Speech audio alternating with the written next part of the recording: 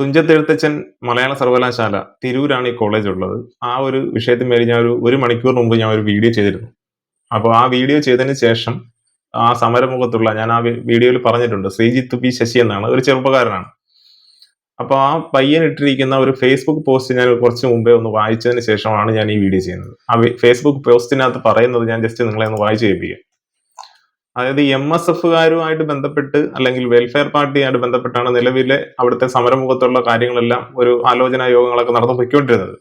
അപ്പൊ ഈ MSFും വെൽഫെയർ പാർട്ടിയും വരുന്ന സമയത്ത് ഞാൻ അന്നേരം, അതായത് ഇന്നലെ തന്നെ ഞാൻ എന്റെ മനസ്സിൽ വന്നിട്ടുള്ള ഒരു കാര്യം കൂടി തന്നെയാണ് ഇപ്പോൾ നടന്നിരിക്കുന്നത്. അപ്പൊ ഞാൻ ഫേസ്ബുക്ക് പോസ്റ്റ് വായിക്കാം. നിലപാട് പകൽ തന്നെ പറഞ്ഞതാണ്. ആദ്യം പ്രതികളുടെ അറസ്റ്റ്, പിന്നെ ചർച്ച. പക്ഷെ പകൽ ഇരുണ്ടപ്പോൾ MSFും KSUവും തിരൂർ മണ്ഡല MLA കുർക്കോളി മൊയ്തീനും MLA നവാസുമായി ഈ രാത്രിയിൽ വന്ന് സമരക്കാരെ കൂടാതെ അനഘയുമായി, അനഘ എന്ന് പറയുന്നത് അവിടെ സമരം നടത്തുന്ന അല്ലെങ്കിൽ ആർക്ക് വേണ്ടിയാണോ സമരം ചെയ്യുന്ന ആ പെൺകുട്ടിയുടെ പേരാണ് അനഘ ശശി. അനഘയുമായി ഒറ്റയ്ക്ക് ചർച്ച ചെയ്യണമെന്ന് ആവശ്യപ്പെട്ട് വന്നതോടെ ഈ സമരമുഖത്തുള്ള ഈ പയ്യൻ ഉൾപ്പെടെ, അതായത് ശ്രീജിത്ത് പി ശശി, ആ ഒരു കൂടെയുള്ളവർ ചേർന്ന് ഈ ഒരു വിഷയത്തിൽ പറ്റില്ല എന്ന് പറഞ്ഞു. അതായത് ഒറ്റയ്ക്ക് അനഘ ശശി എന്ന് പറയുന്ന കുട്ടിയുമായിട്ട് ചർച്ച നടത്തണമെന്നാണ് പറയുന്നത്. MLA മാരും ഈ MSF പോലെയുള്ള മറ്റുള്ളവരെല്ലാവരും ചേർന്ന് നടത്തണം. ഇത് സമരത്തെ പരാജയപ്പെടുത്താൻ മാത്രമല്ല, അനഘ ഇത്രയും നാളും അനുഭവിച്ച ദുരനുഭവങ്ങൾക്ക് മേലുള്ള ഏറ്റവും മോശവും അപലപനീയവുമായ പ്രവൃത്തിയായി പോയി എന്നാണ് ആ ഫേസ്ബുക്ക് പോസ്റ്റിൽ പറയുന്നത്.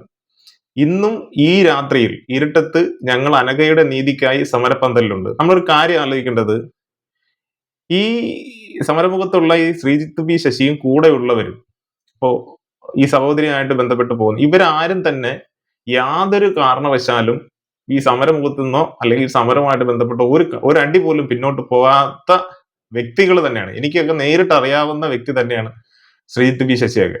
അപ്പൊ ഞാൻ അതിന്റെ പേരിൽ തന്നെ പറയുകയാണ്, ഇരുട്ടിന്റെ മറവിൽ ഇനിയും പല ചതികളും ഉണ്ടായേക്കാം.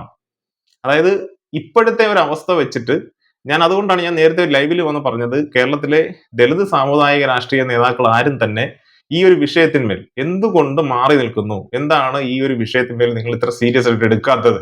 അപ്പൊ അതിന്റെ ഒരു പാളിച്ച തന്നെയാണ് കൃത്യമായിട്ട് ഈ Sreejith P Sasi Facebook post വഴി പറഞ്ഞിരിക്കുന്നത്. അതായത് കുറച്ചു മുമ്പ് ലൈവിൽ വന്നതിന് ശേഷമുള്ള പോസ്റ്റാണിത്. അപ്പോ അതിന്റെ പേരിൽ ഞാൻ പറയാനുള്ളത്, ഇനി ഒരു പക്ഷെ എന്തെങ്കിലും ആ ഒരു സമരവുമായിട്ട് ബന്ധപ്പെട്ട് നടന്നു കഴിഞ്ഞാൽ, ഒരു പക്ഷേ ഈ സമരം പൊളിയുകയോ ഈ കുട്ടിക്ക് നീതി ലഭിക്കാതെ പോവുകയോ ചെയ്തു കഴിഞ്ഞാൽ അതിന്റെ ഉത്തരവാദികൾ ഈ കേരളത്തിലെ ഈ ദളിത് സാമുദായിക രാഷ്ട്രീയ നേതാക്കൾ തന്നെയാണെന്ന് ഞാൻ പറയുള്ളൂ. ഇതെന്റെ വ്യക്തിപരമായ അഭിപ്രായം മാത്രമാണ്. ഞാൻ പറയാനുള്ള കാരണം എന്ന് പറയുന്നത്, ഞാനൊരു സംഘടനയിലെ ഒരു നേതാവോ അങ്ങനെ ഒന്നും തന്നെയല്ല. ഞാൻ ഇന്ന് വരെ ഒരു സംഘടനയുടെ തലപ്പത്ത് വരണമെന്ന് പറഞ്ഞ് ഞാൻ ഇന്ന് വരെ പോയിട്ടുമില്ല. എന്നെ അറിയാവുന്നവർക്ക് കൃത്യമായിട്ട് അറിയാം, ഞാൻ ഒരു മീഡിയ എന്ന് പറയുന്ന ഒരു ലക്ഷ്യമായിട്ട് മാത്രമാണ് ഏതെങ്കിലും രീതിയിൽ ദളിത് സമൂഹമായിട്ട് ബന്ധപ്പെട്ട് പ്രവർത്തിച്ചിട്ടുള്ളത്.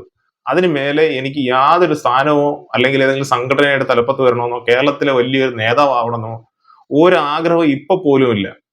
അപ്പൊ ഞാനിത് പറയാനുള്ള കാരണം, ഞാൻ മുമ്പ് ലൈവ് ഇട്ടതിനകത്ത് ഒന്ന് ആരോ ഒന്ന് ചോദിക്കുന്നുണ്ട്, താങ്കൾ, അതായത് ഞാൻ അജിത്ത് എന്ന് പറയുന്നത്, നിങ്ങൾ ഈ സമൂഹത്തിന് എന്ത് ഗുണമാണ്, എന്താണ് ചെയ്തതെന്ന് ചോദിക്കുന്നത്. ഞാൻ പറയുന്നത്, ചെയ്യുന്നതിന് വേണ്ടി കേരളത്തിൽ ആയിരക്കണക്കിന് സംഘടനാ നേതാക്കളെ ആ സംഘടന ഉള്ളവർ തന്നെയാണ് തിരഞ്ഞെടുക്കുന്നത്. സെക്രട്ടറിമാരായാലും പ്രസിഡന്റുമാരായാലും ട്രഷററായാലും ഖജാൻജി ആവട്ടെ, അതിന്റെ മറ്റുള്ള ഏതൊക്കെ ഭാരവാഹികളായാലും.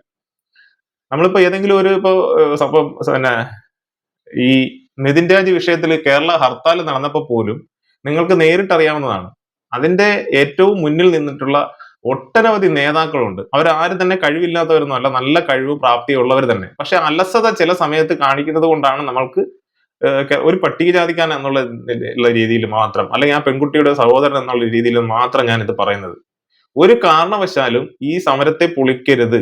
ആ കുട്ടി വർഷങ്ങളായിട്ട്, മാസങ്ങളായിട്ട് നല്ല രീതിയിൽ മാനസിക വിഷമവും ഒക്കെ പിരിമുറുക്കത്തിൽ തന്നെയാണ് മുന്നോട്ട് പോയിക്കൊണ്ടിരിക്കുന്നത്. ഇപ്പോഴാണ് കുറച്ചെങ്കിലും ആൾക്കാർ ഒരു സമാധാനം എന്നുള്ള രീതിയിൽ ആ സമരപന്തലിൽ വരുന്നത്. അപ്പോൾ എത്രയും പെട്ടെന്ന് ആ സമരത്തെ വിജയിപ്പിച്ചു കൊടുക്കുന്നതിന് വേണ്ടി മാത്രമായി നിങ്ങൾ അതിൽ ഇടപെടണമെന്ന് മാത്രമാണ് എനിക്ക് പറയാനുള്ളത്. ഈ ഒരു ഫേസ്ബുക്ക് പോസ്റ്റും കൂടി വന്നതിന്റെ അടിസ്ഥാനത്തിലാണ് ഞാൻ പറയുന്നത്, ഇപ്പോ ആ സമരമുഖത്തുള്ളവരെ വിശ്വാസത്തിൽ എടുക്കാൻ സാധിക്കാത്ത രീതിയിലാണ് അവർ പ്രവർത്തിക്കുന്നത്. ഒരു ചർച്ച വരുമ്പോൾ ആ പെൺകുട്ടിയെ മാത്രം വിളിച്ചുകൊണ്ടുപോയി ചർച്ച ചെയ്യുന്നു എന്ന് പറയുമ്പോഴത്തേക്ക് നമുക്ക് മനസ്സിലാവുക എന്താണ് അവർ ഉദ്ദേശിക്കുന്നത് എന്നുള്ളത്. അപ്പൊ ഞാൻ കൂടുതൽ ദീർഘിപ്പിക്കുന്നില്ല. എല്ലാവർക്കും ഒരു നല്ലൊരു വാർത്ത ഇനി ഇതിന്റെ ഈ ഒരു വിഷയമായിട്ട് ബന്ധപ്പെട്ട് വരട്ടെ. കേരളത്തിലെ ദലിത് സാമുദായിക രാഷ്ട്രീയ നേതാക്കളൊക്കെ തന്നെ അണിചേരട്ടെ. എല്ലാവർക്കും സ്നേഹത്തിന്റെ ഭാഷയിൽ ഊഷ്മളതയോടെ ജയ് ഭീം, അഭിവാദ്യങ്ങൾ.